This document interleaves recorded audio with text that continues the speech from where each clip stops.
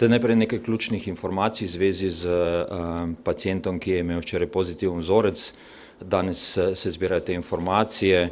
Ugotavljamo, da je bilo kontaktov kar veliko, tako da bo gospa Pernat iz Nacionalnega inštituta za javno zdravje potem zelo podrobno vam podala tudi informacije, ki smo jih do sedaj zbrali. Lahko vam tudi povem, da smo ravnokar dobili informacijo o še enem pozitivnem vzorcu. Gre za osebo, ki je bila v stiku z okuženo osebo. Kaj več trenutno ne vemo, lahko vam pa potrdimo drugi primer torej pozitivnega vzorca.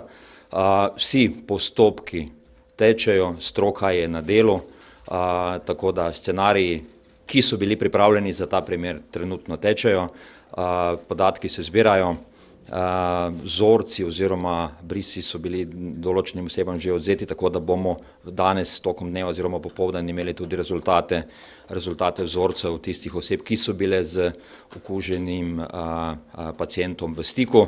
Kaj več vam bo pa povedala gospa Nina Pernat o podatkih, ki smo jih uspeli zbrati od včeraj zvečer. Hvala.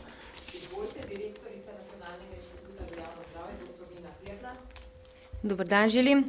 Torej, Nacionalni inštitut od včeraj po prejemu podatka o prvi pozitivni osebi pri nas izvaja epidemiološko preiskavo z rezultati, katere vam sedaj seznanjamo.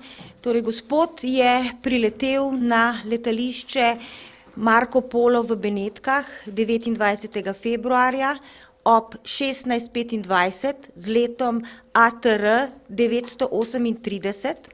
Takrat je že imel neke bolezenske znake, ki pa jih je pripisal nedavni poškodbi v Maroku. Vse slovenske državljane, ki so bili na tem letu, torej ATR 938, pozivamo, da opazujejo svoje zdravstveno stanje in v primeru vročine, kašlja, težav z dihanjem po telefonu pokličejo svojega izbranega zdravnika. Nadalje je gospod iz Benetk v Ljubljano prišel s prevoznikom GoOpti skupaj s potniki in voznikom. Vsi, ki so bili v vozilu, se bodo pogovorili z epidemiologom in bodo glede na presojeno tveganje dobili potrebna navodila. Nato je gospod 29. februarja ob 20. uri zaradi poškodbe obiskal urgenco, kjer so ga obravnavali in napotili v domačo oskrbo.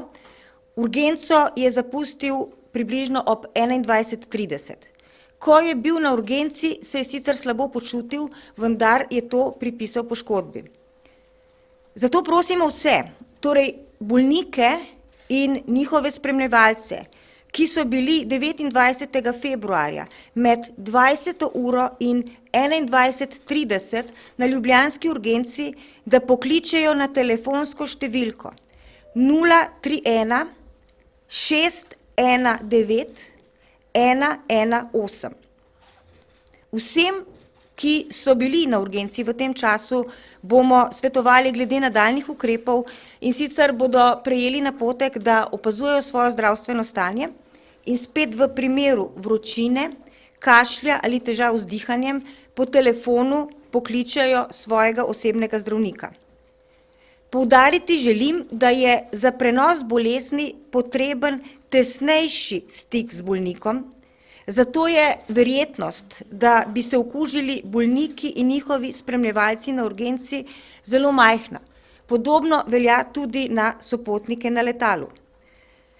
Tako kot za vse ostale, velja tudi za vse, ki so bili med 29.2. in med 20. in 21:30 na urgenci, da odvzem brisov ni smiseln, dokler so zdravi. To pomeni, dokler nimajo bolezenskih znakov kot kašelj, vročina, oteženo dihanje in drugih znakih okužbe dihal. Vkolikor pa se ti znaki pojavijo, pokličejo osebnega zdravnika, ki bo seveda potem presodil njihovo zdravstveno stanje in pa ukrepal po protokolu.